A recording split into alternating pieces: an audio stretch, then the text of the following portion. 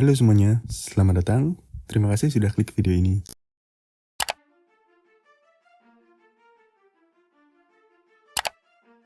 Uang, siapa coba yang gak butuh uang? Kayaknya hampir semua orang butuh uang ya. Tapi rasanya belum lengkap kalau kita nggak tahu sejarah tentang uang yang merupakan salah satu temuan terbesar dari umat manusia. Episode kali ini kita akan ngebahas tentang sejarah uang, mulai dari konsep barter hingga uang digital yang menarik, yaitu Bitcoin. Selama ribuan tahun, uang membuat peradaban manusia menjadi lebih dinamis. Tapi, lagi-lagi, uang itu apa sih? Bagi orang Amerika, uang adalah sen atau dolar Amerika. Tentu saja, karena uang tersebut adalah uang yang digunakan di Amerika. Sampai saat ini, PBB mengakui ada 179 mata uang yang berbeda di seluruh dunia. Pada dasarnya, uang bukan hanya sebuah benda fisik yang dapat kita simpan di dompet atau brankas, seperti bentuk uang kertas atau uang logam pada umumnya. Suatu hal dapat didefinisikan sebagai uang jika memiliki sifat-sifat tertentu. Umumnya, ada 3 hal pokok yang harus dipenuhi agar hal tersebut dapat dianggap sebagai uang. Pertama, harus dapat digunakan sebagai alat tukar. Pihak yang bertransaksi harus setuju dan sama-sama sepakat dengan apa yang digunakan sebagai uang. Kedua, uang tersebut mampu menyimpan nilai sebagai store of value. Artinya, jika kita menggunakan satu buah batu untuk membeli satu buah kaos polos di tahun ini, maka 10 tahun kemudian harganya masih tetap akan sama. Ketiga, uang harus memiliki fungsi sebagai satuan hitung atau unit of account. Sebagai satuan hitung, uang mampu menunjukkan besarnya nilai dari suatu hal menjadi lebih mudah dan praktis, bahkan sampai unit terkecilnya. Contohnya, uang bisa dipecah menjadi satuan yang lebih kecil. Misalnya, 1 juta rupiah bisa dipecah lebih kecil lagi menjadi 100 rupiah. Menariknya, menurut David Orrell dan Roman Chulpati, dalam bukunya yang berjudul The Evolution of Money, menulis bahwa konsep mata uang menjadi semakin abstrak, hingga pada titik di mana koin dan uang kertas sebenarnya hanya sebagian kecil dari uang yang ada. Nah, dari situ mungkin kita dapat menyimpulkan bahwa terdapat pergeseran pemahaman tentang uang dari suatu benda yang berwujud secara fisik menjadi suatu hal yang tidak ada fisiknya sama sekali, seperti uang digital di masa kini. Sistem barter mungkin dipercaya oleh mayoritas orang sebagai cara bertransaksi manusia yang paling tua. Tapi, hal ini sangat sulit dibuktikan karena keterbatasan bukti dan catatan sejarah tentang barter. Sistem barter juga memiliki kekurangan karena harus mencari pihak yang memiliki kebutuhan yang sama dan jumlahnya juga sama. Tentu hal ini sangat tidak praktis. Jika di era modern kita masih menggunakan sistem barter, ini akan sangat merepotkan. Bayangkan, kita harus membawa sapi dan memerahnya di depan coffee shop untuk mendapatkan secangkir kopi dari baristanya dan ditukar dengan sebotol susu sapi.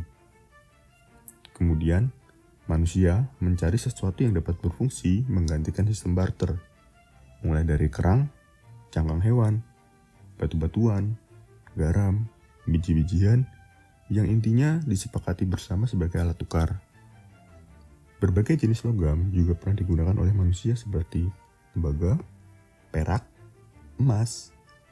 Tapi, berbagai benda yang digunakan tadi memiliki kekurangan karena ketidakpraktisannya untuk dibawa bepergian. Peradaban manusia cukup lama menggunakan gold standard sebagai uang karena keunggulan sifat fisiknya jika dibandingkan dengan jenis logam yang lain. Tetapi, tetap saja, emas masih tidak praktis untuk dibawa bepergian.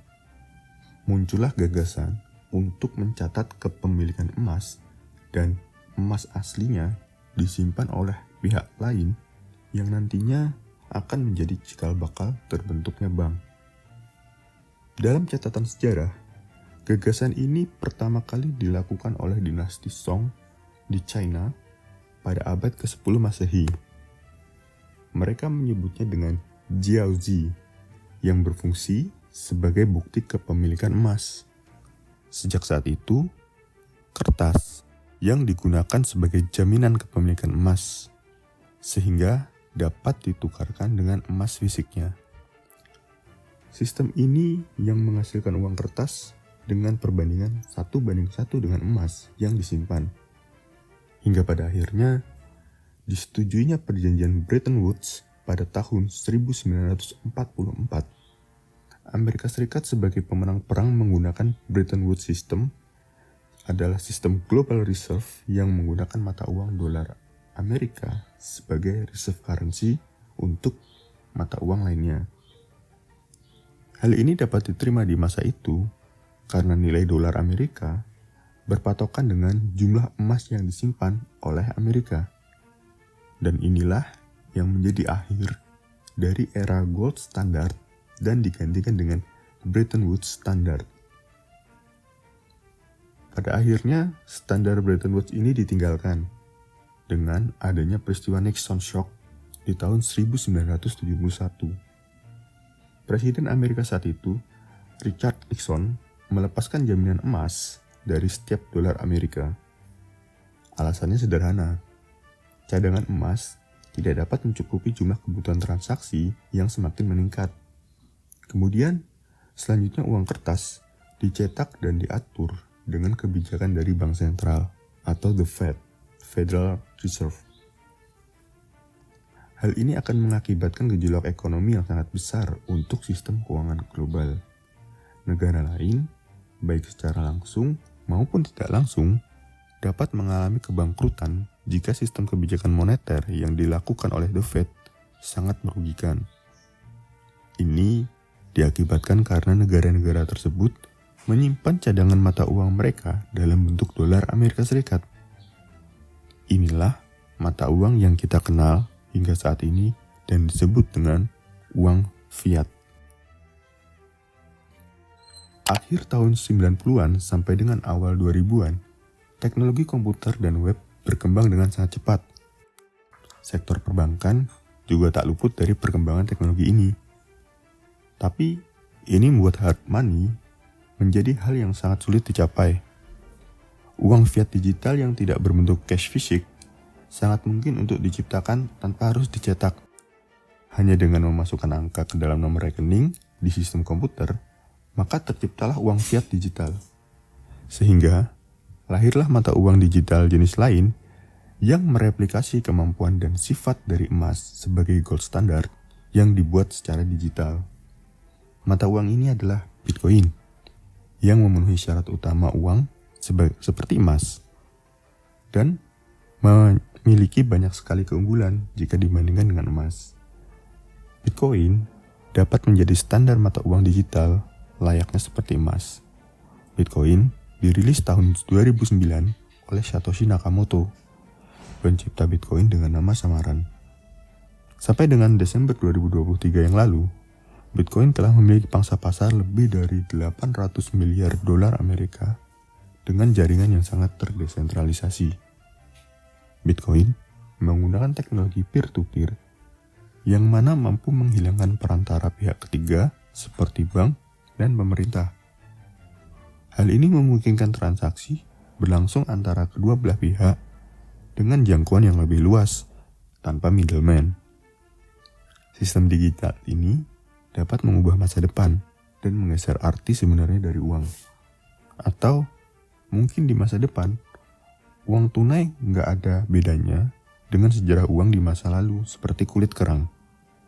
Oke, mungkin itu saja yang dapat kita bahas di episode kali ini.